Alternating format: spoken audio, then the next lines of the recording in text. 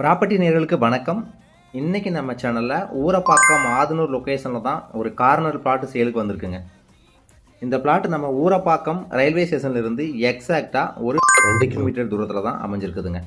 அதுவும் ஊரப்பாக்கம் லொக்கேஷனில் ஆதனூரில் ஹோலி சாய் இன்டர்நேஷ்னல் ஸ்கூலுங்கிறது எல்லாருக்குமே தெரியும். தெரியாதவங்களும் யாருமே இருக்க மாட்டீங்க. இந்த ஸ்கூலுக்கு அப்படியே பேக் சைடில் தான் நம்ம பார்த்துட்டு இருக்கிற பிளாட்டுமே அமைஞ்சிருக்குதுங்க.